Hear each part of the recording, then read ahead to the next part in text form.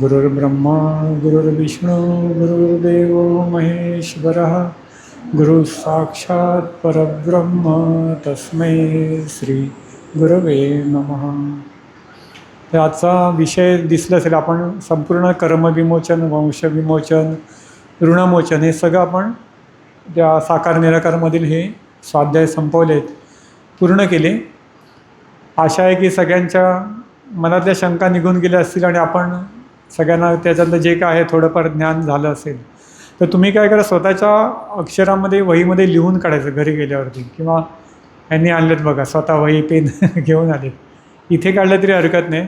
आपण जेव्हा स्वतः लिहितो ना, तर ते सिग्नल ब्रेनला मिळतात. हातामधले म्हणजे पूर्ण आपली यंत्रणा असते ती चालू असते ती, आणि त्याच्यामुळे मेमरी असते ती जास्ती स्ट्रॉंग होते. म्हणून लहान मुलांना पण बघा चित्र देतात आणि त्याच्यातून ते नंबर्स वगैरे पाठ करायला लावतात. म्हणजे या सगळ्या गोष्टी एकत्र केल्या तर आपली स्मरणशक्ती त्यावेळी जास्त चांगली राहते. म्हणून हे आपण स्वतः टिप्स काढल्या ऐकल्यानंतर तर जास्त फायदा होतो. ते सगळं याच्यात आहेतच, साकार निराकारमध्ये चाच्याने सगळं लिहून ठेवलं आहे, पण आपल्या पद्धतीने आपण लिहून काढलं की अजून जास्त आपल्याला समजायला सोपं होतं. तर आता आपण सुरू करत होतो नवीन स्वाध्याय, आरती साधना. त्याच्यामध्ये दिसते तुम्हाला काय आहे, हार्मोनियम आहे बरोबर, म्हणजे पेटी म्हणतो आपण त्याला. दुसरं आहे तबला आणि तिसरं आहे झांज. तर हार्मोनियम जो आहे तो म्हणजे सूर, आणि जे तबला किंवा झांज आहे ते कशासाठी आहे, ताल, सूर आणि ताल. आणि जो म्हणणारा त्याचे सात संगत घेऊन जो म्हणणारा आहे त्याने आरती आपल्या त्याची लय पकडावी लागते. ती लय मिळणं महत्त्वाचं आहे. म्हणजे दोन्हीचं आपण मदत घ्यावी लागते, पण लय असते ती जो आरती म्हणेल त्याने ती साधावी लागते. म्हणतात लय आपल्याला साधावी लागते. तसं हे सूर, ताल आणि लय याचं घेऊन आरती साधना आपल्याला आता आज आपण स्वाध्याय सुरू करत आहोत.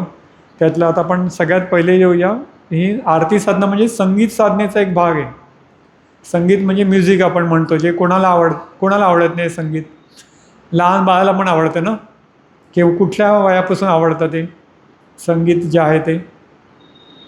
अगदी बाळ आईच्या पोटात असतं तेव्हा पण ते संगीत ऐकत असतं. कुठलं संगीत ऐकत असतं माहिती आहे?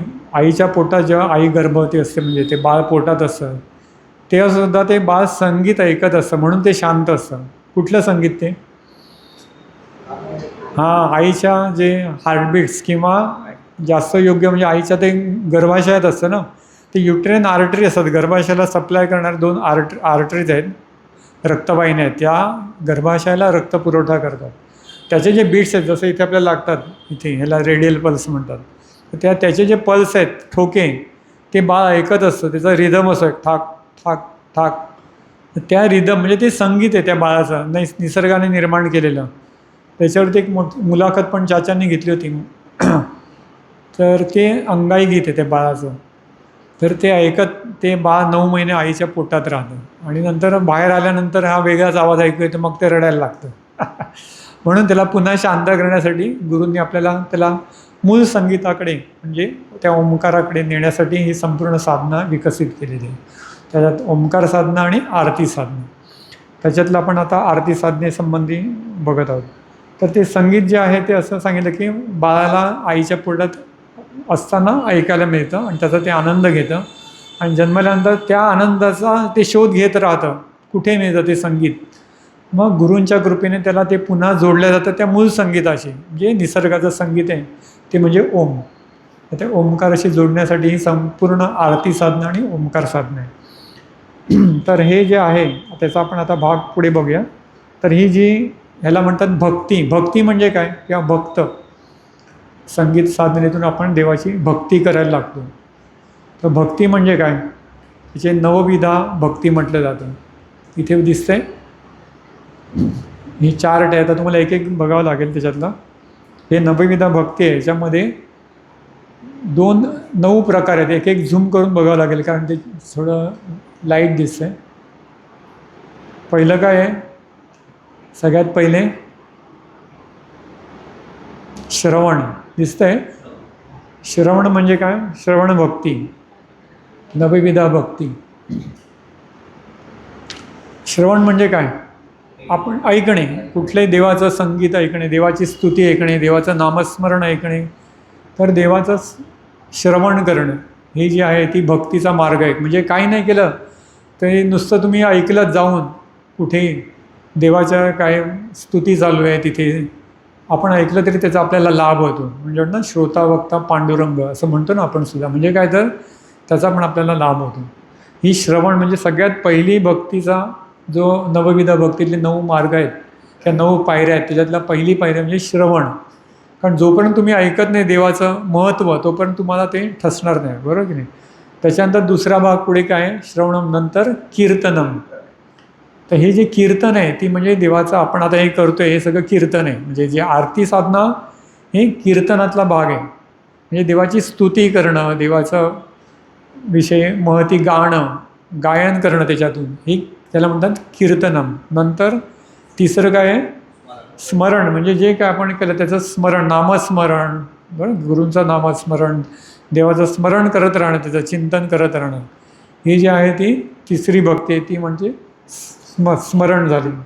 चौथा प्रकार येतो दिसतोय पादसेवन. म्हणजे प्रत्यक्ष गुरूंच्या चरणांची सेवा करणे किंवा देवाच्या चरणांची सेवा करणं हे फार दुर्मिळ असतं. फार भाग्यवान लोकांना गुरूंच्या चरणांची सेवा प्रत्यक्ष करायला मिळते.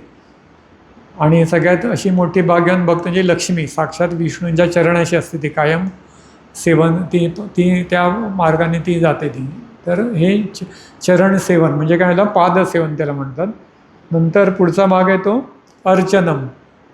पुढे दिसतोय अर्चन म्हणजे देवाची पूजा करणे यथासांगात. हे सगळे सेवक सकाळी पूजा करून जातात, बरोबर. ते फुलं जे काय आपल्याला त्याचे उपचाराचे साहित्य आहे ते सगळे करून त्याचं देवाची पूजा यथासांग करणे, जे उपचार द्रव्य ते घेणे आणि त्याची पूजा करणे, त्याला काय म्हटलं आहे, अर्चनम. नंतर पुढचा भाग आहे तो कुठला आहे, कुठला आहे, वंदन. वंदन म्हणजे देवाला नमस्कार करणे. आपण पण करतोच ना देवाला वंदन भक्ती. नंतर पुढचं काय आहे, दास्य. आता आपण एका जवळजवळ जायला लागलं देवाच्या. हे दास्य म्हणजे देवाचा मी दास. तो सांगेल ते, माझं काही शिल्लक नाही, तो म्हणेल तसं त्याची दासासारखं जे पडेल ते काम करणं, देवाने गुरूंनी किंवा देवाने जे काय सांगेल ते काम करत राहणं म्हणजे दास्य. उदाहरणार्थ रामदास स्वामी, बरं, नाव पण घेतात ना तसं ते रामदास, बरोबर की नाही. तसं दास्य भक्ती. किंवा मारुती, रामाचा मी दास, मारुतीने तशी सेवा केली, त्याचं उदाहरण म्हणजे आदर्श. नंतर आहे सख्य भक्ती. सख्य भक्ती म्हणजे अजून ईश्वराच्या आपण जास्त जवळ जातो. कारण दाससुद्धा काय म्हणतो, मी तुझ्या लांब राहतो, चरणाशी राहतो. पण सख्य भक्ती काय आहे, देवाच्या अगदी आपण गळ्यात गळा घालून पण जाऊ शकतो ना, मित्राच्या, बरोबर की नाही. मैत्रीपूर्ण देवाशी आपला किंवा गुरूंशी आपला नातं जोडणं म्हणजे सख्य. जसं अर्जुनाने केली कृष्णाशी, ठीक आहे, देव माझा सखा आहे. किंवा द्रौपदीने केली कृष्णाशी, माझा सखा आहे.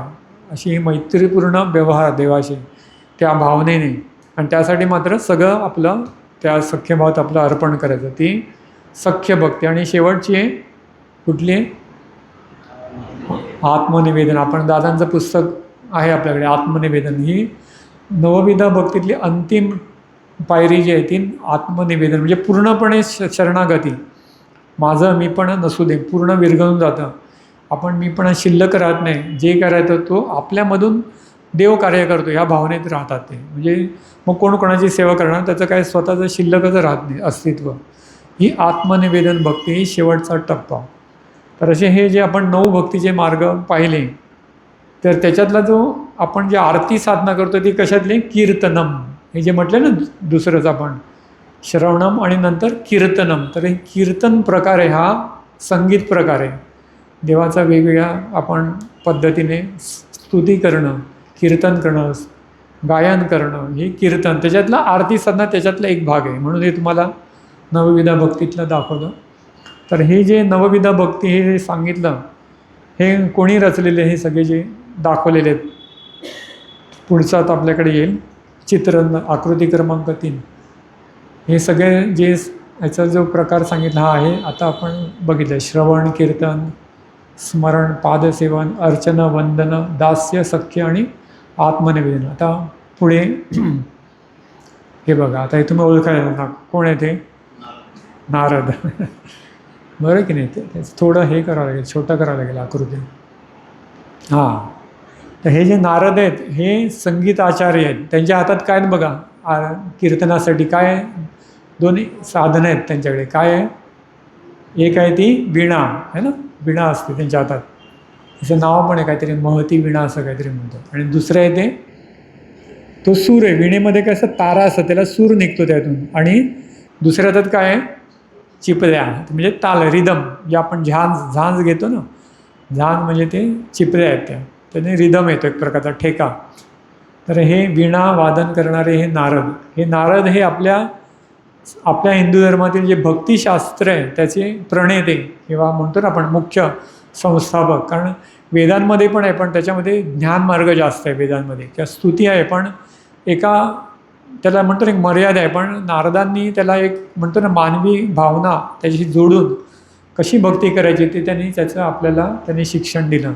म्हणजे नारद मुनींना आपल्याला हे आचार्य मानलं जातं भक्तिशास्त्रातलं. आणि या नवविध भक्ती आत्ता सांगितल्या हे सगळं त्यांनी त्याच्यामध्ये सांगितलेलं आहे. आणि भागवतात पण आहे. तर हे त्याचे आचार्य मानले जातात कीर्तन करणारे. म्हणून कीर्तन परंपरा ही आपल्याकडे नारद मुनींपासून म्हणतो ना आपण ही परंपरा चालत आलेली आहे.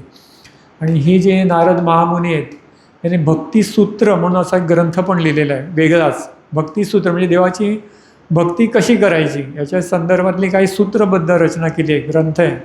सगळ्या आपल्या भक्तिमार्गात जे जे भारतातले किंवा हिंदुस्थानातले भक्तीचे प्रकार आहेत, वेगवेगळे प्रकार आहेत वेगवेगळ्या प्रांतात, ते सगळे ह्या नारदांच्या नवविध भक्तिमार्गातून आलेले आहेत. तर असे हे नारद महामुनी आहेत. ते विष्णूचे भक्त आहेत ना. त्यांचा जप काय असतो कायम? काय म्हणतात कायम? नारायण नारायण. आपल्याला ते गंमत पण वाटते, पण ते त्यांचं ते भाव अवस्था तशी, ती कायम नारायणाचं स्मरण करत असतात. आणि लोकांशी भांडत पण असतात. आणि पण त्यांचं गंमत म्हणजे ते कुठेही त्यांना स्वागत असतं. असं दिसलं आहे का तुम्हाला की नारदाचं स्वागत करत नाहीत? सगळीकडे त्यांचा संचार असतो. म्हणजे देवानेच त्यांना अशी मुद्दाम ती अवस्था ठेवली का की पापी लोकांकडे पण ते जातात, पुण्यवान लोकांकडे पण जातात, अगदी साक्षात विष्णूकडे जातात, शंकराकडे जातात, देवीकडे जातात, गणपतीकडे जातात, कुठेही जातात. पण ते राक्षस पण त्यांचं स्वागत करतात. कारण का? तर ते करता करता त्यांचा पण ते उद्धार करतात. बघा कसं असतं, तुम्हाला वाल्याची गोष्ट माहीत असेल ना, वाल्याचा वाल्मिकी कसा, तर कोणी केलं ते? त्यांना नारद मुनीने केलं ना. शेवटी त्यांना सांगितलं, बाबा रे तू हे जे मला हे करतोय त्याच्यातून तुला काय जो लाभ आहे किंवा पाप आहे ते त्याचे वाटेकरी कोण कोण आहेत? मग त्याच्या डोक्यात प्रकाश पडतो आणि असं काहीतरी ते करतात आणि त्याच्यात जीवनाचा त्याचा उद्धार करून देतात. ध्रुव बाळाला पण त्यांनीच केलेलं आहे ना. त्याचा जेव्हा तो जंगलात जातो ध्रुव बाळ, त्याची गोष्ट पण तशीच आहे. माहिती आहे ना ध्रुव बाळाची गोष्ट? वडिलांच्या मांडीवर बसला असो, सावत्र येते आणि त्याला हाकलून देते त्याच्यावरून, आणि मग तो रागाने निघून जातो. तो म्हणतो, आईला म्हणतो की असं कोण आहे की जो माझा एक प्रार्थना ऐकेल? मग आई सांगते की हे विष्णू भगवान आहेत, त्यांना जर तू प्रार्थना केलीस तर ते तुझं ऐकतील. आणि मग तो जंगलात निघून जातो आणि त्याला जे काय आठवते ते म्हणत असतो. मग शेवटी नारद मुनी तिथे पोचतात आणि त्याला तो मंत्र देतात, ओम नमो भगवते वासुदेवाय. आणि तो ती प्रार्थना करून जप करून नामस्मरण करून तो विष्णू प्राप्ती करतो आणि ध्रुवपद प्राप्त करतो. तर ह्या सगळ्या प्रतिकात्मक गोष्टी आहेत. आणि दुसरी गोष्ट ती प्रल्हादाची, ते तुम्हाला माहिती आहे, हिरण्यकश्यपूने पुष्कळ त्रास दिला वडिलांनीच त्याच्या. आणि मग शेवटी वडिलांच्या विरोधात जाऊन तो परत निघून जातो जंगलामध्ये, किंवा ते जे काय तो करत राहतो सतत नारायणाचा जप, आणि त्याच्यातून त्याला प्रल्हादाचं नरसिंह रूप प्रकट होतं. त्याच्यामुळे सगळ्या जगाचा उद्धार होतो. असे हे जे नारद मुनी हे काय आहेत? चिरंजीव आहेत. जसं ते आपण म्हणतो ना 8 सप्त चिरंजीव आहेत, तसे हे नारद पण चिरंजीव आहेत. आणि ते कायम आपल्या या त्रिखंडात फिरत असतात, सप्तलोकात फिरत असतात आणि आपल्या सगळ्या मानवी लोकांचा सगळ्यांचा उद्धार करण्याचा प्रयत्न करत असतात. तर भक्ती हा जो आहे प्रांत किंवा कीर्तनातून भक्ती, म्हणजे मुख्य भक्ती अशी तर नाहीच, कीर्तनातून म्हणजे संगीतातून. म्हणजे संगीताने काय होतं, आपलं मी सांगितलं लहान बाळापासून मोठ्यापर्यंत कोणालाही संगीत आवडतं. ते त्याच्यातून ते देवाशी कसं जोडायचं हे नारदांकडे आहे. तर हा जो आपण बघितला त्याच्यात ते वरती एक श्लोक आहे, तो काय लिहिलं आहे बघा, झूम करून बघूया ते. हां, काय लिहिलं तिथे? न न अहम नाहम म्हणजे बरं, न अहम वसामी वैकुंठे योगिनाम हृदये च मदभक्ता यत्र गायन्ति तत्र तिष्ठामी नारद. आम्हाला शाळेमध्ये संस्कृतमध्ये हा पुस्तकात धडा होता, म्हणून मला म्हटलं की आपण घ्यावं, आहे त्याचा उपयोग झाला इकडे. म्हणजे काय तर नारद आणि विष्णू भगवान त्याचा आराध्य दैवत त्यांचा संवाद चालू आहे की देवा तू कुठे असतोस. आपल्याला पंत महाराजांची पण एक आरती आहे ना, कोण तू देवा कोठेस अशी काय तुझी खूण. तसं नारदाने देवाला विचारलं की देवा तू कुठे असतोस. तेव्हा ते विष्णू भगवान त्याला उत्तर देतात की मी वैकुंठात नाही, नंतर मी योगी लोक जे आहेत मोठमोठ्या तपश्चर्या करत आहेत त्यांच्या हृदयात देखील मी नाही. मग कुठे मदभक्ता यत्र गायंती, जिथे माझे भक्त माझं गायन करतात, स्तुती करतात, स्मरण करतात आणि तिथे मी त्यांच्या ते ऐकत आनंदाने तिथे उभा असतो. म्हणजे देवालासुद्धा हे आवडतं, गायन कला जे आहे ना आपण म्हणतो आरती साधना लहान बाळापासून देवाला पण आवडते. याचं ते देवाने दिलेलं उदाहरण आहे. मदभक्ता यत्र गायंती, जिथे माझं गायन करतात, माझ्या स्तुती करतात, माझे वेगवेगळे छान संगीतबद्ध त्याच्यात मला आवडतं असं विष्णू भगवंतांनी पण सांगितलं आहे. तर असं हे नारदाने सांगितलेला हा श्लोक आहे. तर हे आपण लक्षात ठेवायचं की गायंती म्हणजे गायन करताना कसं गायनाचे काही नियम असतात ना, त्यामुळे ते सगळे कुठलेही गायन करताना त्याचे नियम आहेत. शास्त्रोक्त पद्धतीने गायला पाहिजे, चांगल्या पद्धतीने गायला पाहिजे, सुरात गायला पाहिजे, तिथे शांतता पाहायला पाहिजे. ते सगळं नियमबद्ध ते जे केलं तर देवाला अतिशय आनंद निर्माण होतो. म्हणून आरत्या हा आरती करताना आपण म्हणतो की आरती पण नीट करा, हा संगीताचाच एक भाग आहे. तर अशा प्रकारे आपण हे नारदांचं आपण सगळं बघितलं. तर आता आपण हे नारदांचं ठीक आहे आपण म्हटले पुराणात होते, आता कुठे आहेत नारद मुनी. तर आता आपल्याकडे परंपरा आहे, संत परंपरा. कोण आहे? नामदेव आणि तुकाराम आपल्याला आत्ता होऊन गेलेले आहेत. आता हे बघा हरिपाठ काय, हा पहिलंच त्यातले श्लोक प्रसिद्ध आहे. कुठला? नाम संकीर्तन साधन पै सोपे. हे ऐकलं असेल तुम्ही सगळ्यांनी, ते वाचा बरं ते एकदम मोठ्याने.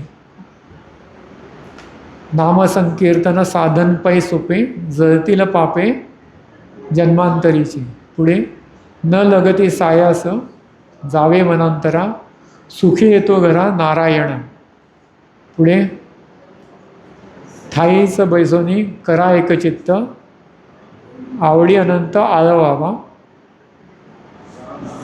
हरी मंत्र हा जपावा सर्व काळ, यावेळी आणिक असता साधन, वाहत असे आण विठोबाची. तुका म्हणे सोपे आहे सर्वांना, शहाणा तो धनी घेतो येतो. म्हणजे काय तर एका जागी घरी बसून सुद्धा तुम्ही देवाला जाऊ शकता. जंगलात जायची गरज नाही. ध्रुव बाळ गेला जंगलामध्ये, गरज नाही. तुम्ही घरी बसून पण देवाला आळवू शकता आणि छान असं हे गायन करून देवाला तुम्ही प्रसन्न करू शकता. हे महाराजांनी सांगितले, विठ्ठलाची शपथ घेऊन सांगितले की ह्याच्यापेक्षा अजून जगात काही वेगळा सोपा मार्ग नाही संसारी लोकांसाठी.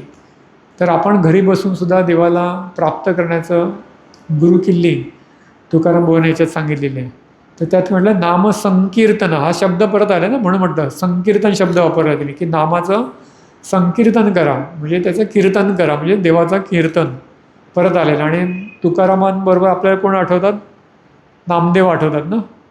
जसं ह्यांनी केलं, नारद मुनींनी कीर्तनाची परंपरा निर्माण केली, तशी वारकरी संप्रदायामध्ये किंवा संपूर्ण भारतामध्ये कीर्तन परंपरा जी आहे पूर्ण भारतात नेली ती आपले म्हणजे नामदेव, संत नामदेव. त्यांचा पण आता एक ऐकूया ऑडिओ व्हिडिओ विठ्ठलाचा. नुकत्याच आपल्या सुमनताई गेले आहेत, त्यांच्या आवाजात आपण हे ऐकूया. म्हणजे आपल्याला डोळे मिटून ऐका, व्हिडिओ आहे पण तो विठ्ठलाचं चित्र आहे फक्त. तुम्हाला ते ऐकू येईल, ते ऐकलं की त्याचा आनंद मिळेल.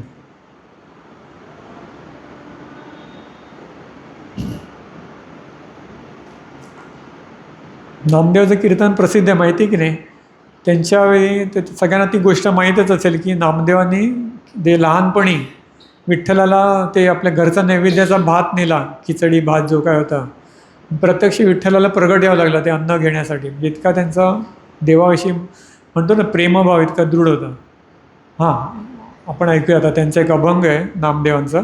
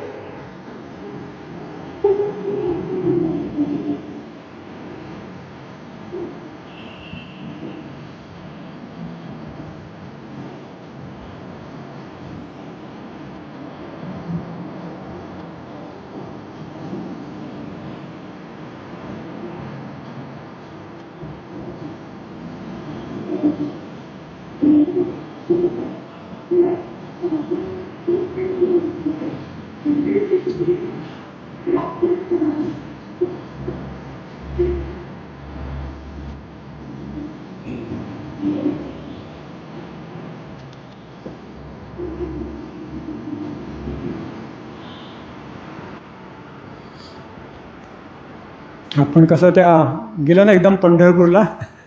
हे संगीताची जादू अशी असते, तिचा आवाज पण ज्या आहेत गायिका त्या आता नाही आहेत सुमनताई, किती सुंदर ते त्यांचा आवाज अगदी आपल्याला लहानपणापासून ऐकतो आणि आपल्याला काय होतं विठ्ठलाविषयी प्रेम निर्माण होतं. या गाण्यांनी सुद्धा बघा, रेडिओवरती आपण ही गाणी ऐकतो ना, त्यावेळी ते रेडिओवरती यायची गाणी, पण ते ऐकता सुद्धा अनेकांच्या मनात लहानपणापासून आपल्या विठ्ठलाविषयी भक्तिभाव निर्माण होतो. जसं भीमसेन जोशी होते, त्यांची विठ्ठलाची गाणी आहेत, बरोबर की नाही.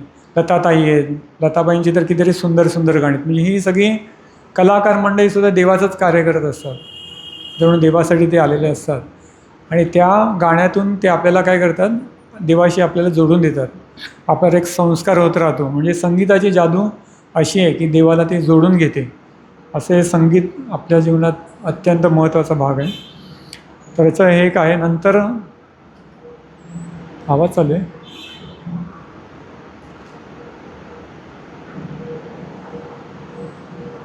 हां, आता हा पुढचा भाग आहे. आताच तर संत परंपरामध्ये आपण बघितलं, नामदेव, ज्ञानदेव, तुकारामांचे संपूर्ण बघितले परंपरा. आता प्राचीन काळी काय होतं, हे झालं आपल्या आत्ताच्या भागातलंच बघितलं. एक नारदांची परंपरा बघितलं. नारदांच्या आधी जे काय होतं आपल्या भारतीय जे भक्ती साहित्य याच्यामध्ये काय होती परंपरा ही संगीताची, तर ती आपण बघूया. इथे दिसतंय वेद. हे जे वेद आहेत आपले, किती वेद आहेत आपले भारतीय हे अध्यात्मातले वेद किती आहेत? ज्ञानग्रंथ 4 वेद आहेत ना. सगळ्यात जुना आहे तो ऋग्वेद, मग सामवेद आणि यजुर्वेद, आणि आताचा सगळ्यात शेवटचा आहे तो अथर्ववेद. असे 4 वेद आहेत. तर सगळ्यात पुरातन आहे तो ऋग्वेद आहे, त्यात भरपूर आहेत. त्याच्या खालोखाल जो नंतरचा जो आला तो म्हणजे सामवेद. त्याच्यामध्ये दिले बघायच्यात काय लिहिलं आहे. सामवेदामध्ये उदात्त, अनुदात्त आणि स्वरित अशा स्वर पद्धतींचा उपयोग केला जातो. पुढे याच संकल्पनातून भारतीय शास्त्रीय संगीताचे सप्तस्वर विकसित झाले असे मानले जाते. म्हणजे आपले हे जे 7 सूर आहेत, सा रे ग म प ध नि, खाली दिसेल ते आहे ना, सा रे ग म प ध नि, हे जे 7 स्वर आहेत हे कुठून उत्पत्ती यायची? सामवेदातून आहे. सामवेदामध्ये ते गायन केलं जायचं. म्हणजे ऋग्वेदातलेच काही ऋचा आहेत त्याच्यामध्ये इतर, पण त्या कशा म्हणायच्या त्याला शास्त्रीय संगीताची बैठक त्यांनी दिली होती. आता तुम्ही आता याच्यात जे म्हटले ना, कुठलं उदात्त, अनुदात्त आणि स्वरित, दादाने पण तो शब्द वापरलेला आहे. कशासाठी? ओंकारासाठी. ओंकार करताना आपण उदात्त, अनुदात्त, स्वरित अशा प्रकारे वापरायचं असं. याचा थोडक्यात मी तुम्हाला सांगतो, जास्त डिटेल जात नाही. उदात्त, आता वेद म्हणणारे तुम्ही बघितले का? ते पुरोहित असतात ना, गुरुजी यज्ञयाग करतात, वेद म्हणतात ते कसं, किंवा रुद्र करतात, तसं त्यांची पद्धत असते. हाताचं हे असते, असा हात करतात, मग खाली नेतात, पुन्हा मध्ये नेतात, वर मध्ये खाली, ह्याला तीन आहेत असं आहे. हे जे तीन हालचाली आहेत ते का, ते कशासाठी, सगळ्यांचा एकच स्वर असावा. म्हणजे आता मी वरती नेला म्हणजे काय केलं मी, उदात्त नेलं. मग मध्ये म्हणजे स्वरित आहे, आणि खाली नेला म्हणजे माझा स्वर कसा मी ठेवायचा खाली, म्हणजे जे एक प्रकारचे म्हणतो ना, ते एकमेकांना ते सांगत असतात, ते डेमो करत असतात एकमेकांना, आणि त्याप्रमाणे तो उच्चारातला जे आहे तो वर खाली स्वर घ्यायचा असतो. त्याप्रमाणे त्याचा इफेक्ट जो असतो, परिणाम असतो त्या वेदातल्या मंत्रांचा, श्लोकाचा, हा जास्त चांगल्या प्रकारे होतो. त्याचा जो सूर, ताल, लय योग्य प्रकारे होते. तर हे जे आहे उदात्त, अनुदात्त, अनुदात्त आणि स्वरित, हे तीन प्रकारचे स्वर आपल्या वेदांमध्ये पहिल्यापासून आहेत, आणि सामवेदापासून ते मुख्यत्वे दिले जातात. त्याचं जे गणित आहे मी तुम्हाला सांगितलं ते कसं करतात ते. तर हे थोडक्यात तुम्हाला हे बॅकग्राऊंड किंवा पार्श्वभूमी माहीत पाहिजे, त्यासाठी हे सगळं सांगितलं. उदात्त, अनुदात्त आणि स्वरित. तर पुढे तुम्ही आता नंतर याल खाली, तर आता 6वी आपली आहे गुरुचरित्र. आताच आपल्याला जो 5वा वेद कोणाला मानलं जातं, जे दत्तभक्त आहेत त्यांच्याकडे गुरुचरित्राला वेदच मानलं जातं. वेदग्रंथासारखं त्याचं पावित्र्य जपलं जातं, त्याचं जे आहे नियम सगळे पाळून त्याचं पुरस्चरण केलं जातं, पारायण केलं जातं. तर हा जो गुरुचरित्र ग्रंथ आहे, हे कोण वाचायचं आपल्या दादांच्या मार्गात, कोण वाचायचं, कोणी वाचन करायचे, मी सांगितलं मुलाखतीमध्ये. गुरुचरित्राचं पारायण कोण करायचं, मुलाखतीत येऊन गेले आपल्या या साकार निराकारामधील मुलाखतीत येऊन गेले, सुरुवातीच्या मुलाखतीत कोण करायचं, दादांचे वडील करायचे. ते दत्तभक्त होते. दादांचे वडील हे आध्यात्मिक व्यक्ती होते आणि ते दत्तभक्त होते. दादांच्या घराण्यात दत्तभक्ती परंपरा होतीच. त्याच्यानंतर दादा स्वतः गुरुचरित्राचे पारायण करायचे. तुम्ही वाचलं तर मध्ये आहे ते. हे गुरुचरित्र ग्रंथाचा पारायण दादांचे वडील त्यांच्या घराण्यात असल्यामुळे पुढे दादासुद्धा करायचे. नंतर त्यांनी गुरुआज्ञेप्रमाणे नंतर सगळं ते थांबवलं, पुढे दुसऱ्या ग्रंथाचं त्यांनी पारायण केलं.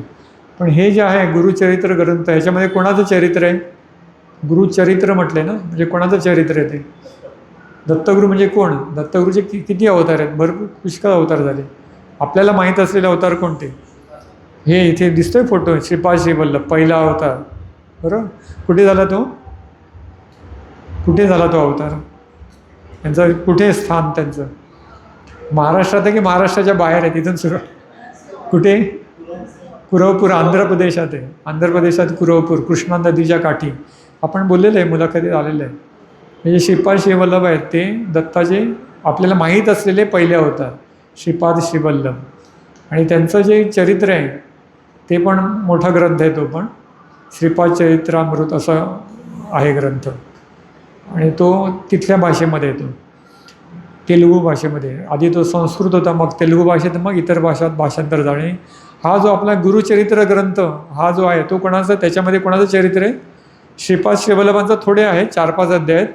नंतरचं सर्व जे आहे उरलेले अध्याय कोणाचं आहे, ते श्री नृसिंह सरस्वती, जे आपल्या महाराष्ट्रात त्यांचं संपूर्ण त्यांनी आपलं लीला केल्या. कुठे त्यांचा जन्म कुठे झाला, जन्म कुठे झाला महाराष्ट्रात, कारंजे, लाड कारंजे, अकोल्याच्या इथे ना, विदर्भामध्ये लाड कारंजे, तिथे त्यांचा जन्म झाला. नंतर त्यांचा कार्यभूमी कुठे, पुढे सगळ्यात पहिले कुठे कार्य केलं त्यांनी, दादाने कुठे कार्य केलं सगळ्यात पहिलं दादाकडे औदुंबरला गेलं, वंशविमोचनाचं दाव आहे. त्यांचं पहिलं कार्य त्यांनी केलं औदुंबरला. त्याच्यानंतर मग नरसोबावाडीला, जिथे दादाने यज्ञयाग केले. आणि त्याच्यानंतर मग शेवटचं त्यांचं जे लय अवस्था आहे ती म्हणजे गाणगापूर, ते कर्नाटकात येते. तर हे नृसिंह सरस्वतींचं चरित्र संपूर्ण, त्यांच्या लीला हा गुरुचरित्र ग्रंथात आहे. आणि त्यांनी जे पठण करतात त्याचं नियमपूर्वक, त्यांना दत्ताची कृपा होते, काही त्यांना अनुभव येतो, सांसारिक लाभ होतात, पारमार्थिक लाभ होतात, असं त्याचं पुष्कळ महत्त्व आहे. त्या गुरुचरित्र ग्रंथामध्ये जेव्हा ते जातात सोडून, तेव्हा ते सगळ्या त्या शिष्यांना म्हणजे दुःख होतं की आता आम्हाला परत गुरु केव्हा भेटणार, ते सहदेव रूपात भेटणार नाही. मग ते आश्वासन देतात. तर हे 52वा जो अध्याय आहे, शेवटच्या अध्यायामधला 52-53 अध्याय किंवा 52वा अध्याय, त्याच्यामधल्या ज्या ओव्या आहेत त्या काय आहेत, पहिली ओवी काय ती, मला इथून दिसत नाही म्हणून मला वाचता येत नाही आहे. हां, विलेकरांनी वाचलेलं आहे गुरुचरित्र, वाचा मोठ्याने ते. हां हां, म्हणजे जे कोणी एक आपण ओळ आता बघूया. जे पहिलं काय आणि एक एकायुक्त. हां, जे कोणी माझे चरित्र गाती म्हणजे गायन करतात माझं चरित्र कसं प्रीतीने नाम पुढे जाऊ वरचं प्रीतीने नाम संकीर्तन करते. आपण सगळं नाम संकीर्तनावरती चाललंय पाहिलं ना नारदांपासून. नाम संकीर्तन करती ते माझं प्रिय गमती फार म्हणजे ते मला फार आवडतात माझे भक्त. कोण? जे प्रेमाने नामसंकीर्तन करतात असे गुरूंनी त्यांना आश्वासन दिलेलं आहे. पुढे आता पुढची उभी आहे ती. हां हां हां, म्हणजे गुरूंनी सांगितलेलं आहे मला काय आवडतं तर जे जाणूनी राग रागिणी तान मान म्हणजे कसंही नाही गायन म्हणजे मला आहे गळा किंवा दिला देवाने म्हणून कसं पण नाही. राग रागिणी म्हणजे काय? राग रागिणी थोडक्यात तुम्हाला सांगतो. राग रागिणी आपल्या भारतीय संगीतातली एक परंपरा आहे. आता आपण आरती साधनेला चाललो तर संगीताचा भाग आहे म्हणून तुम्हाला थोडंसं माहीत असं म्हणून मी सांगतो आहे सगळं. तर राग हा पुरुषवाचक शब्द आहे आणि रागिणी मुलीचं नाव असतं ना रागिणी. राग मुलाचं नाव ठेवत नाही कोण, अनुराग ठेवतात. नुसतं राग ठेवत नाही. राग म्हणजे ॲक्च्युली संस्कृतमध्ये राग म्हणजे प्रेम पण आपल्या मराठीमध्ये आपण त्याचा अर्थ वेगळा धरतो. तर राग आणि रागिणी म्हणजे स्त्रीवाचक शब्द आहे. म्हणजे राग हा पुरुष, रागिणी ही स्त्री आणि दोघांचं कुटुंबात कोण निर्माण होतात पुढे? पुत्र. त्याला म्हणतात पुत्रराग. आता इथे नाही येते शब्द. तर असं संगीतशास्त्रामध्ये असं एक फॅमिली धरली जाते. आपण म्हणतो ना कुटुंब संगीताचं काय तर पुरुष कोण आहे? राग. पत्नी कोण आहे त्याची? रागिणी. आणि त्यांना मुलं कोण झाली तर पुत्रराग म्हणजे त्यांची मुलं. आणि याच्यामध्ये वेगवेगळे राग येतात. ते कुठले मुख्य राग आहेत भारतीय आपल्या संगीतामध्ये त्यामध्ये राग पुरुषवाचक जे आहेत ते 6 आहेत. किती? 6. आणि प्रत्येक रागाला 6 रागिणी म्हणजे किती झाले एकूण? प्रत्येकाला 6 आहेत बायका म्हणजे रागिणी. असे 6 किती झाले? 36 राग मुख्य आहेत. आणि त्यांना पुत्र झाले किती? 48. ते म्हणजे कोणाला जास्त असतील म्हणजे त्यांच्याच म्हणतो ना आपण कॉम्बिनेशनमधून इतर जे राग निर्माण झाले ते किती आहेत? 48. असे 84 राग आपले भारतीय सनातन संगीत परंपरेत 84 राग आहेत. हे राग रागिणी आणि पुत्र राग असं हे त्या गुरुचरित्रात उल्लेख आहे म्हणून मी तुम्हाला थोडं सांगितलं आहे. तो राग रागिणी म्हणजे काय तर अशा प्रकारे त्याचं सगळं तुम्हाला ते काय म्हणतो ना शास्त्रीय ज्ञान माहीत पाहिजे. प्रत्येक रागाला काही स्वर आहेत. सा रे ग म प ध नि ते स्वर कसे लावायचे, त्याची पट्टी कुठली लावायची, कोमल लावायचे पुन्हा कोमल आहेत की तीव्र आहे किंवा शुद्ध आहे असं त्याचे म्हणतो ना. त्या प्रत्येक स्वरात परत तुम्ही पेटी घेतली हार्मोनियम त्यात तुम्हाला कळेल एकदा वाजवायला घेतली की त्यात सांगतात हा काळी पट्टी म्हणजे कोमल स्वर आहे, खालच्या पांढऱ्या पट्ट्यात म्हणजे काय शुद्ध स्वर आहे आणि एखादे काळी पट्ट्यात तीव्र पण असतात. म्हणजे हे सगळं त्या संगीतामध्ये बांधलेलं आहे. त्याचं ज्ञान घेऊन जे माझे गायन करतील माझी स्तुती करतील काय पुढे म्हणलं चित्ती भक्तिभाव धरून नुसतंच गायन नाही. म्हणजे आता मला खूप ते तांत्रिक ज्ञान खूप छान आहे म्हणून मी गायन करणार का देव मला प्रसन्न होणार का? नाही. दादांच्या काळामध्ये पण असं ज्याच्याने 1-2 मुलाखतीत सांगितलं होतं की एकदम शास्त्रीय गायक होते दादांच्या काळामध्ये परंतु कधी ते म्हणजे म्हणतो ना पट्टीचे शिकलेले शास्त्रीय ज्ञान असलेले परंतु दादा त्यांना वाटायचं की दादा आपल्याला कधीतरी आरती गायला देतील. दादाने दिली नाही. एकदा असं छान असाच काहीतरी विषय झाला आरतीविषयी संगीताविषयी आणि मग तिथे जे कोण उपस्थित होते त्यांना वाटलं आता मला दादा सांगतील म्हणाले एखादं रागदारीचं पद वगैरे किंवा एखादी आरती तरी म्हणायला देतील. पण काय नाही दादाने सांगितलं दीपक चल झांज घे आरती म्हणूया. म्हणजे दादाने पण असं त्याला माहिती असावी तुम्हाला पण शेवटी काय आहे चित्ती भक्तिभाव धरून भक्तीशिवाय काय व्यर्थ आहे. किती पण तांत्रिक ज्ञान असावं देवाला आवडतंच पण भक्तिभाव मुख्य आहे. करती जे मज ते माझं कीर्तन परमानंद तर त्याच्याने देवाला परमानंद होतो. म्हणजे तुम्हाला तांत्रिक ज्ञान पण पाहिजे. याच्याविषयी पण एक पुराणातली गोष्ट आहे आता आली म्हणून सांगतो की आता आपले जे भारतीय परंपरेत मी सांगितलं की नारद एक आहेत बरोबर नारदांची संगीत परंपरा आहे. तशी आपल्यामध्ये अजून एक संगीत परंपरा किंवा मत म्हणता त्याला मत असतात वेगवेगळी त्याला मत म्हणतात. ते तर हनुमंत परंपरा आहे काय हनुमान परंपरा म्हणजे जास्त करून ती उत्तर भारतात आहे. म्हणजे हनुमान जे आपण म्हणतो ना मारुती जे त्यांनासुद्धा संगीताचं पुष्कळ ज्ञान होतं ते रागदारीतलं त्यांनी पण शिकले होते संपूर्ण, ते सूर्याकडून शिकले. त्यांचे गुरु कोण? मारुतीचे. आधी राम त्यांना भेटले नंतरच्या काळात आहेच, परंतु त्यांनी जे बालवयात शिक्षण घेतलं, सूर्यालाच गुरु केलं, ज्याला त्यांना आधी गिरायला गेले ना बालपणी सूर्याला गिरायला गेले. मारुतीने सूर्यालाच गुरु केलं आणि अतिशय कष्टामध्ये त्यांनी ते संगीताचं ज्ञान त्यांच्याकडून मारुतीने प्राप्त करून घेतलं. त्याच्यामध्ये जे आहेत हनुमंत परंपरा आहे, त्याच्यामध्ये ते राग रागिणी त्यांनी शिकून घेतलं मारुतीने. तर हे मारुती नंतर पुढे त्यांना हे सगळं तंत्र त्यांनी शिकलं. नंतर त्यांनी पुढे काय केलं, पूर्ण नंतर ते तंत्र सोडलं आणि महत्त्व कशा दिलं त्यांनी पुढे? रामाच्या भक्तीला, आणि संपूर्ण आयुष्य त्यांनी रामाच्या सेवेत खर्च केलं. तर एकदा नारदाला, आता देवाला शेवटी आपल्या भक्तांच्या विषयी काळजी असते, तर नारदाचे गुरु कोण? विष्णू. तर एकदा नारदाला असं वाटलं की माझ्यासारखा कोणी संगीताचं ज्ञान असलेला, विष्णूची भक्ती करणारा मोठा कोणी नाही, असं एकदा गर्व झाला नारदाला. शेवटी बघा, प्रत्येक मार्गात आपल्याला पण गर्व होतो काहीतरी, मला असं छान येतं, मला तसं येतं. हळूहळू वाढतो तो, म्हणतो चोर पावलाने शिरतो आणि हळूहळू तो वाढतो. तसं तो विष्णूला कळलं, नारायणाला, की नारदाला थोडा गर्व झालेला आहे. मग ते एकदा काय करतात, नारदाला मारुतीच्या भेटीसाठी पाठवतात जंगलामध्ये. तर मारुती तिथे बसलेला असतो आणि तो रामनामाचा जप करत असतो. तर नारद जाऊन सांगतात की मी असं ऐकलं की तुम्ही रामाचं फार छान गायन कला आहे तुमच्याकडे वगैरे. तर मारुती सांगतो, नाही भाऊ, मी आपल्या रामाचा दास आहे, कसं बसं म्हणतो. नाही नाही, तुम्ही म्हणा. मग मारुती सुरू करतात ते गायन त्यांचं जे आहे ज्ञानातून, आणि इतकं ते म्हणतात ना, ते वाहत जातात त्या भक्तीमध्ये, तल्लीन होतं. आणि नारदसुद्धा तल्लीन होता आणि त्यांची वीणा पण ते खाली ठेवून देतात तिकडे एका दगडावरती. तर असं म्हणतात, त्या मारुतीने इतकं सुंदर गायन केलं रामाच्या भक्तीत तल्लीन होऊन. आपण म्हणतो ना, पाषाणाला पण पाझर फुटतो, तसं ते दगड वितळले तिकडचे. आणि ज्या दगडावरती किंवा पाषाणावरती पाषाणावरती ती वीणा ठेवली होती नारदाने, ती काय आली, तो दगड वितळला ना असा, आणि ती वीणा आत गेली. आणि नंतर मग मारुतीने ते गायन थांबवलं. तसं तो दगड परत घट्ट झाला. आता नारदाची झाली का पंचायत, त्यांना वीणा काढता येईना, ती वीणा त्या दगडात रुतून बसली. की मारुतीला म्हणाले, अरे बाबा हे काय झालं? तर मारुती म्हणाले, नाही नाही, तुम्ही पण उत्तम गायन करता. ज्यावेळेस ते संगीताने ते दगड वितळला, तुम्ही पण गायन सुरू करा, ते दगड वितळेल, तुम्हाला तुमची वीणा काढते. नारदाला पटलं, हां हो की, हे काय सोपं आहे काय? मग नारदाने विष्णूचं स्तुती, विष्णूची म्हणतो ना आरंभ सुरू केला त्या गायनाचं. पुष्कळ वेगवेगळे रागदारी तंत्र, हे वेगवेगळे त्यांना जेवढं ज्ञान होतं ते सगळं त्याने ते त्या मुखातून त्यांनी ते ज्ञानातून प्रगट केलं, ते ज्ञान, संगीताचं ज्ञान. परंतु तो दगड काही वितळला नाही. म्हणजे देव पण तसा असतो ना, आपण म्हणतो देव पाषाण हृदय देवाला म्हणतो, पण देव वितळतो कशाने? भक्तीने.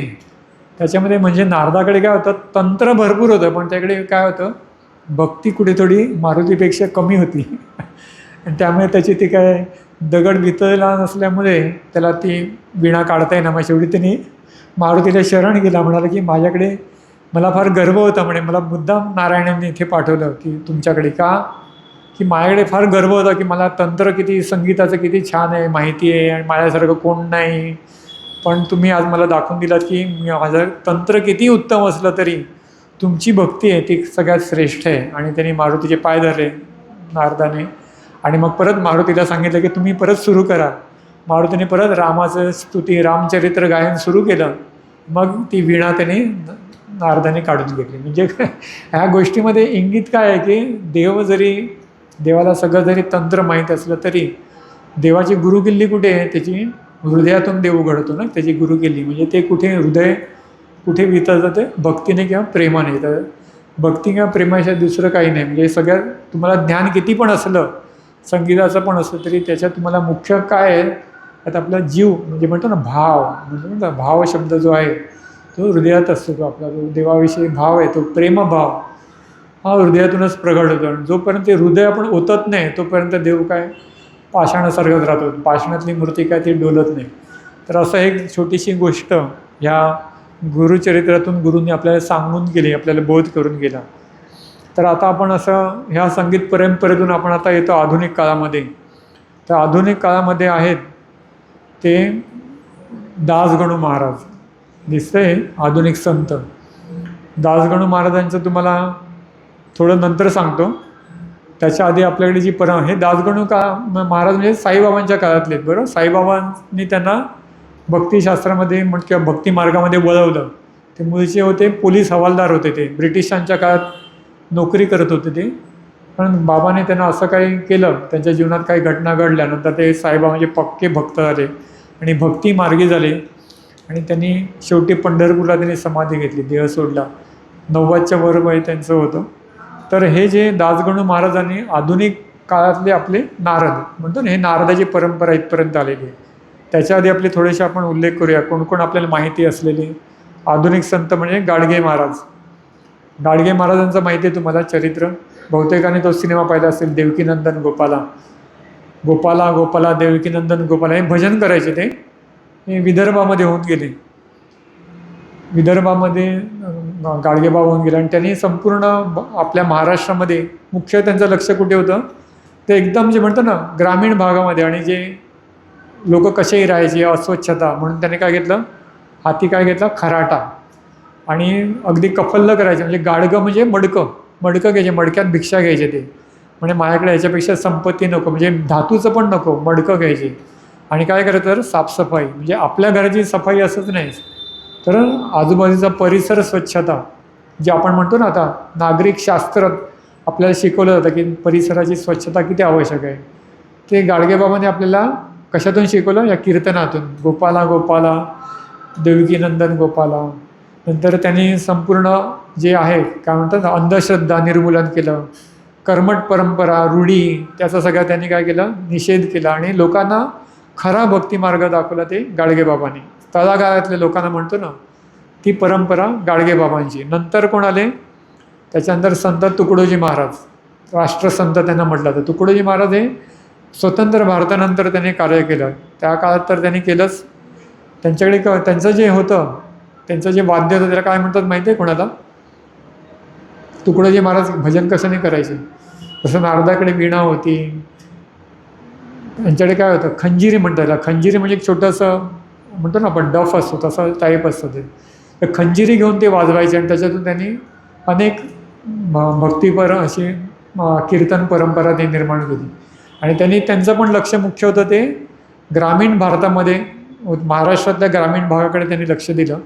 आणि त्यांनी जी ग्रामगीता म्हणून लिहिलेली आहे, तुम्हाला माहीत असेल की नाही माहीत नाही, ग्रामगीता हे त्यांचं पुस्तक एवढं प्रसिद्ध आहे. त्याच्यामध्ये संपूर्ण गावाने काय काळजी घ्यायची, नागरिकशास्त्र गावाचं त्यांनी सांगितलं. त्याच्यामध्ये जास्त म्हणतो ना आपण हे बघतो सगळे मुहूर्त बघतो, नंतर काय ग्रहगणित बघतो, हे सगळं काही बघायचं नाही. तुम्हाला चांगला काळ कुठला आहे बघा. म्हणजे इतका साध्या लोकांना म्हणतो ना आपल्याला अंगवळणी पडू शकेल किंवा मार्ग मिळेल, अशा प्रकारे त्यांनी ग्रामगीता लिहिली. आणि संपूर्ण त्यांनी जे त्यांची काही पदं तुम्हाला माहिती असतील. तर तुकडोजी महाराजांचं प्रसिद्ध कुठलं आहे, 1-2 पदं सांगा, रेडिओवर लागतात ती.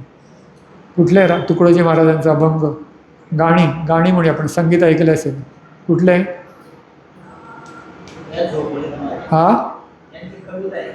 हो ते ती कविता पण आहे प्रसिद्ध, कुठली, या झोपडीत माझ्या राजासई कधी जे सौख्य ना मिळाले ते सर्व प्राप्त झाले या झोपडीत माझ्या. ती कविता मला शाळेमध्ये होती, बरोबर आहे त्यांचं.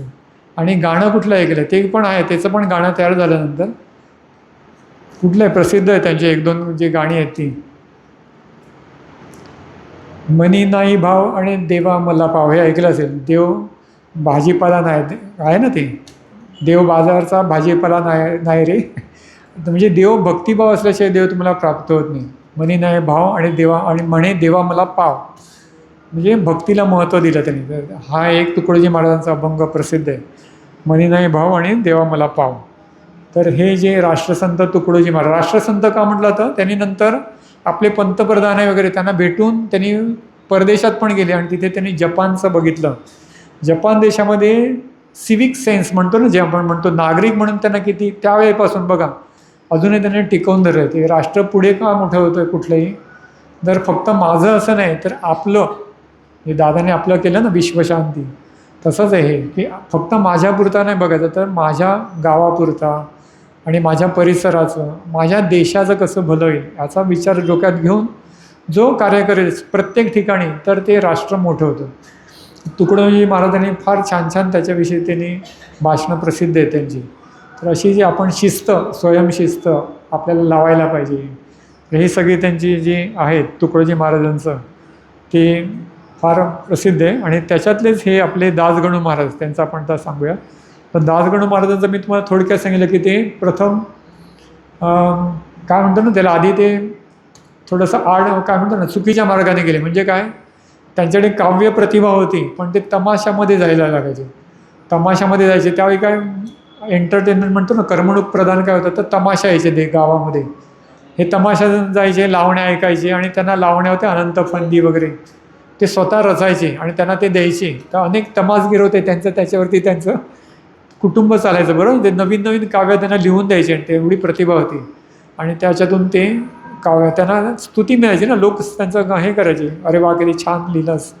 आणि त्यांचा हळूहळू त्या तमाशामध्येच ते जायला लागले. मग नंतर घरचे त्यांचे फार रागवले त्याच्यावरती. मग त्यांचे घरच्यांशी वादविवाद झाले. मग ते घर सोडून गेल्यावर त्यांची मोठी गोष्ट आहे ती. नंतर मग एक ब्रिटिश मनुष्य होता त्यावेळी, त्यांची दिसायला वगैरे छान होते, रुबाबदार होते, उंचेपुरे होते. त्यामुळे त्यांची फिजिकल फिटनेस बघून त्यांना पोलिसाची त्यांना खात्यात नोकरी मिळाली, ब्रिटिशांनी एका दिली. आणि मग त्यांनी ती नोकरी चांगली निभावली. त्यामध्ये काय करायचं, चोर पकडायला ते कुठे कुठे जायचे. मग तुम्हाला माहिती आहे, चोर पकडताना खबर लागायची, या गावामध्ये आता तो दरोडेखोर आलेला आहे. मग त्यांना काम लागायचं की ह्या दरोडेखोराला तुम्ही पकडायचं. मग त्यावेळी पण ते काय करायचं, वेषांतर करायचे. मग असं ते वेश घ्यायचे, वेगवेगळे कीर्तनकाराचा वेश घ्यायचे, साधूचा वेश घ्यायचे. तर असं ते म्हणतात, एकदा एका दरोडेखोराला कळलं ह्या साधूच्या वेशात आहे तो हवालदार आहे. त्याने त्यांना जाऊन बंदूक ठेवली आणि सांगितलं, आता ह्याच वेशात राहायचं, नाहीतर उडवून टाकेन. अशी गोष्ट सांगितली जाते. आणि मग ते फार घाबरले की हा बाबा आपल्याला उडवू पण शकेल. आणि मग त्यांनी त्याच वेशात ते फिरत राहिले. आणि मग नंतर योगायोगाने त्यांच्या जीवनात शिर्डीचे साईबाबा त्यांच्या जीवनात आले. आणि मग ती पुढची गोष्ट आहे की साईबाबांनी त्यांना सांगितलं, अरे तू इथे काय घालवतोस ही बुद्धी तुझी, तुझ्यापेक्षा देवाचं कीर्तन कर. मग त्यांना कीर्तनाची गोडी निर्माण झाली. मग ते काय करायचे, छान पोशाख वगैरे घालायचे. त्याची पण एक आहे, एकदा त्यांनी पहिलं कीर्तन केलं कसं, अगदी माहिती आहे ना, कीर्तनकार ते अशी पगडी घालतात आणि छान असा भरजरी पोशाख वगैरे, त्याच्या पण श्रीमंती पद्धतीने त्यांनी सगळं बैठक वगैरे लावून एकदा कीर्तन केलं. तर साईबाबांनी त्यांना चांगलं झोडपलं, हे असलं चालणार नाही, तुझं हे रुबाब घरी ठेवायचं, असलं चालणार नाही, साध्या माणसात जायचं आपल्याला. मग त्यांनी अगदी हे साध्या पद्धतीचं कपडे घालून त्यांनी कीर्तन सुरू केलं. आणि नंतर मग त्यांनी वेगवेगळ्या संतांवरती काव्य लिहिलं, चरित्र लिहिली. महाराष्ट्रात वेगवेगळ्या ठिकाणी ते जायचे. त्यातली साईबाबांच्या विषयी पण त्यांची आरत्या आहेत, आपल्या ह्या पुस्तकात पण आहेत, तुम्हाला सांगेन एक दोन आरत्या. आणि साई स्तवन मंजिरी त्यांनी साईबाबांच्या स्तुतीपर एक ग्रंथ लिहिला छोटासा. आणि दुसरं त्यांनी एक मोठा ग्रंथ लिहिला प्रसिद्ध, कुठला माहिती, त्यांचा अजूनही त्याचं पारायण केलं जातं. कुठल्या ग्रंथाचं, दासगणू महाराजांनी लिहिलेलं. हा कुठला, हां गजानन महाराज आहे ना, शेगावचे गजानन महाराज. गजानन महाराजांनी समाधी घेतली. गजानन महाराजांना साईबाबा आपले भाऊ म्हणायचे. जेव्हा त्यांनी समाधी घेतली 1910 साली, तेव्हा साईबाबांची समाधी 1918 साली. तर ते त्यांना म्हणजे माझा मोठा भाऊ गेला आणि ते उदास राहिले त्या दिवशी, अशी ती त्यामध्ये एक गोष्ट येऊन द्यायची. साईबाबांच्या चरित्रात ती गोष्ट आलेली आहे. तर जे साईबाबा असतानाच ते जे गजानन महाराज गेले त्या काळातच. नंतर मग देह ठेवल्यानंतर ते गजानन महाराजांचे ते शेगावचे जे ट्रस्टी होते, त्यांना कळलं की आता आपण आपल्या गजानन महाराजांचं काही चरित्र काही उपलब्ध नाही आहे, तर आता कुणाला सांगावं बरं. कारण मग त्यांना कळलं की दासगणू महाराज हे साईबाबांचे शिष्य आहेत आणि त्यांनी अनेक संतांवरती चरित्र असे स्तोत्र वगैरे लिहिलेले आहेत. मग त्यांना बोलवलं आणि मग तिकडे त्यांना थांबवलं. त्यांना सगळी ती टाचणं दिली, अशी आपण म्हणतो ना, तर एक असं चरित्र आहे. तर गजानन महाराजांच्या विषयी लोकांना आलेले अनुभव, तिथल्या गोष्टी, कथा, त्या काळातल्या त्या सगळ्या त्यांना दिल्या. मग त्यांनी ते वाचन केलं आणि त्यांनी आपल्या गुरूंचं स्मरण करून ते जो ग्रंथ लिहिला तो म्हणजे गजानन विजय, त्याचं पण पारायण केलं जातं. जसं गुरुचरित्र आपण पारायण करतात, त्याचा काय अनुभव येतो, मार्गदर्शन मिळतं, अडचणीतून निवारण होतं. तसं जो गजानन महाराजांचे भक्त आहे ते गजानन विजय हा ग्रंथ पारायण करतात काही अडचण असेल तर, आणि त्यांना त्याच्यातून रस्ता मिळतो, मार्ग मिळतो, अडचण निवारण होते. म्हणजे हे कोणी लिहिलं आहे तो ग्रंथ, दासगणू महाराजांचे साईबाबांचे शिष्य आहेत. आणि अजून त्यांच्या आपल्या इथे काही आरत्या आहेत. कुठल्या आरत्या माहिती आहेत दासगणू महाराजांच्या? कुठल्या आहेत? मुद्दाम खुणा केल्यात मी, एकदम एकदम सांगतो त्या. कुठली आठवते? कुठली आरती दासगणू महाराजांची? घेऊनही पंचारतीमध्ये आहेत बघा. शिर्डी माझे पंढरपूर साईबाबा रमावर. म्हणजे विठ्ठलाचे भक्त होतेच ते, आणि मग त्यांनी साईबाबांमध्येच विठ्ठलाला बघायला लागले. साईबाबा रमावर शुद्ध भक्ती चंद्रभागा, भाव पुंडलिक जागा, याहो याहो अवघे जन करा बाबांसी वंदन, गणू म्हणे बाबा साई. गणू म्हणजे दासगणू, हे दासगणू महाराज. त्यांचं नाव होतं ॲक्च्युली गणेश. गणेशाचा शॉर्टकट झाला गणू. मग मी देवाचा दास, आपण म्हणलं दास्य भक्ती, म्हणून दास गणू असं ते नाव आहे. गणू म्हणे बाबा साई, धाव पाव माये, अशी ती एक आरती आपल्या घेऊन पंचारतीमध्ये. आणि पुढचे पण अजून आरत्या आहेत 2, त्या आरत्या पण मी पटकन सांगतो. कुठल्या आरत्या आहेत त्या? हा कुठली? हां, रहम नजर करो, बरोबर. रहम नजर करो अब मोरे साई, ती आरती आहे. ती पण त्यानेच लिहिली. आणि साई रहम नजर करना बच्चों का पालन करना, ही जी आरती आहे. दास गणू कहे अब क्या बोलू, थक गई मेरी रसना रे. आणि त्या ह्या पहिल्या आरतीतलं रहम नजर करोमध्ये काय शेवटे, अपने मशिद का झाडू गणू है मालिक हमारे तुम बाबा साई. म्हणजे गणू म्हणजे दास गणू. म्हणजे तुम्हाला माहीत पाहिजे ही कीर्तन परंपरा ज्यांनी आपल्याकडे आणली साईबाबांची. आणि त्यांनी पुढे काय केलं, आधुनिक संतांचं त्यांनी सगळ्या जे म्हणतात ना त्यांच्या भक्तांना त्यांनी चरित्र वगैरे लिहून दिलं, स्तोत्र लिहिली. विठ्ठलाची परंपरा तर ठेवलीच, ते स्वतः विठ्ठल भक्त होते. परंतु साईबाबांची कीर्ती महाराष्ट्रात जर कोणामध्ये पोचली असेल तर ती दासगणू महाराजांनी. मग नंतर ते काय करायचे, कीर्तन शिर्डीच्या साईबाबांचं कीर्तन करायचे. त्याच्याविषयी पण एक गोष्ट आहे की एकदा एक कीर्तनकार आला होता शिर्डीमध्ये, आणि तो बाबांपुढे म्हणायला लागला ते कीर्तन कुठलं, सगळ्या जुन्या गोष्टी, असा हो देव आता, मग पुराणात अशी गोष्ट घडली. मग शेवटी त्याचं झालं कीर्तन वगैरे. नंतर तो बाबाने त्याला जेवायला दिला. जेवायला काय दिलं त्याला? कडक, माहिती आहे ना, कडक भाकऱ्या दिल्या. तो म्हणतो बाबा शिऱ्या भाकऱ्यात म्हणे, चावता येत नाही म्हणे, तुम्ही मग एवढं छान कीर्तन केलं, मला तुम्ही निदान जेवायला तरी चांगलं द्यायचं. मग बाबा काय बोलले त्याला, काय रे म्हणे, शिऱ्या भाकऱ्या तुला चावता येत नाही, पचणार कशा म्हणे, अजून चावता पण येत नाही तुला. तसं तू जे आता कीर्तन केलंस ना, सगळे पुरातन काळातलं केलंस, असे देव होते, मग असं झालं, मग कसा देव पावला. अरे आताच्या काळात देव कुठे, दाखव ना तू. सगळं तू शिळं सांगतो सगळं, म्हणून मी तुला शिळं खायला दिलं. मग त्याला पटलं की बाबा काय म्हणतात की आताच्या काळात देव कुठे ते तू मार्ग सांग ना. कळलं की नाही बाबांचा आक्षेप कशाला होता. हे संत लोक काय येतात की आधुनिक काळात त्या काळाला अनुसरून जी आहे देव दाखवण्याची पद्धत ती तुम्ही सांगा, कीर्तनातून सांगा, हरकत नाही. पण ती आताचा देव कुठे. मग दासगणू महाराजांनी मग पुढे तुम्हाला माहिती आहे की साईबाबांचा बाबा आता देव कुठे, तर साईबाबांच्या रूपात आहे, गुरूंच्या रूपात आहे, आपल्यासाठी तो दादांच्या रूपात आहे. म्हणून आपण मुलाखती ठेवतो ना, हे सगळे ग्रंथ आहेत की देव कुठे आहे. आताच्या काळात देव असा आहे, आता त्याचे अनुभव आता आले. तुम्ही पाहिला का देव? बेलेकर का देव पाहिला का तुम्ही? नाही पाहिला. मी पाहिला का? नाही. पण ज्यांनी देव पाहिला आहे, ज्यांनी दादांना पाहिलं आहे, तो हो आम्ही देव पाहिला ते सांगतात ना. दीपक देसाई काका एकदा बोलले ना, हो मी देव पाहिला आहे, मी दादांना पाहिलं आहे, बाकी मला जास्त काय माहीत नाही. म्हणजे असं तुम्ही देव पाहिल्याचे तुम्हाला खुणा पाहिजेत ना. असे देवरूप जे आहेत आत्ताच्या काळातले किंवा त्यांना ज्यांनी पाहिलं, ज्यांना त्यांचा अनुभव आला आहे, त्या लोकांचे तुम्ही अनुभव सांगा. म्हणजे ती खरं कीर्तन, ती खरं देवाची कीर्ती, बरोबर की नाही. म्हणून दादांनी काय केलं, आपल्याला हे सगळ्या मुलाखती ठेवल्या. ही सगळी जी आहे परंपरा कशी निर्माण केली. पारायण करायचं नाही, त्यातलं काय घ्यायचं, नाहीतर हे रोज तुम्ही एक वाचलं, साकार निराकार स्वाध्याय 1 स्टार्ट टू एंड, त्याचं थोडंसं होईल, 1-2 थेंब येतील, पण त्याचं चिंतन करायला पाहिजे, वाचन केलं पाहिजे, त्याच्या मुलाखती ऐकल्या पाहिजे त्याच्याविषयी. तसं आपण आरती म्हणतो, आता पुढे येईल सगळ्या स्वाध्यायामध्ये येणारच आहे. ते आरती नुसतं ऐकली गायली याला काय त्याचा परिणाम होणारच आहे, पण खरा परिणाम केव्हा होईल ते सगळं पुढे येणार आहे. तर आता आपल्याला मला वाटतं 1 तास झाला का अमोल, का अजून आहे थोडं, आपण पुढे घेऊ अजून. तर हे सगळं जे साई स्तवन मंजिरी, आपण अजून एक त्यांचं स्तोत्र म्हणतो ज्ञानसेवेदना वर्गात. कुठलं म्हणतो? ज्ञानसेवेदना वर्गामध्ये लहान मुलांकडून एक दासगणू महाराजांनी रचलेलं म्हणतो. कुठलं?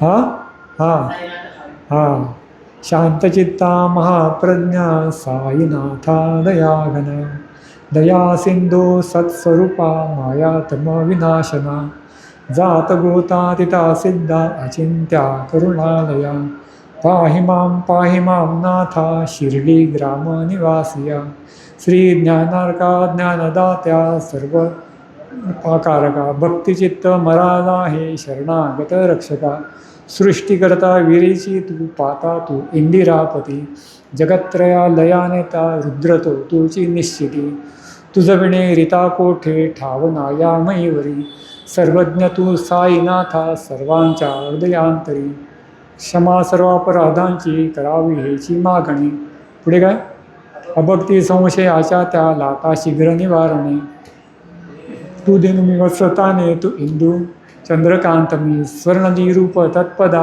आदरे दास हा नमी ठेवाता शिरी माझा कृपेचा करपंजर शोकचिंता निवारावे गणू हा तव किंकरा गणू म्हणजे दास गणू महाराज जे आपण लहान मुलांकडून पण म्हणून घेतो म्हणजे त्याने काय केलं की साईबाबा हेच गुरु ब्रह्मा तेच विष्णू तेच महेश आहेत मग आता मला त्या जुन्या गोष्टी पुराणातल्या कशाला पाहिजे मी त्यांचंच चरित्राचं गायन करीन त्यांचंच संकीर्तन करीन म्हणजे हे सगळं तुम्हाला का सांगितलं नारदांपासून इथपर्यंत आणलं आता आपल्याला जे संकीर्तन करायचं आहे आपल्या गुरूंचं करायचं आहे मग गुरूंचं संकीर्तन करायचं म्हणजे काय तर त्यातला आरती हा एक भाग आहे त्यातल्या मुलाखती हा एक भाग आहे त्यातला ओंकार साधना एक भाग आहे सगळं त्याच्यात येत जाणार तर आपण मला वाटतं इथे थांबूया इथे आज दासगणू महाराजांचं स्मरण करून या संगीत परंपरेचा आरती साधनेचा आज आपण सुरुवात केलेली आहे आणि पुढच्या भागामध्ये आपण इतर जे आहेत दत्तपंथ नाथपंथ सुफी यांच्यामध्ये ती परंपरा कशी पुढे आलेली आहे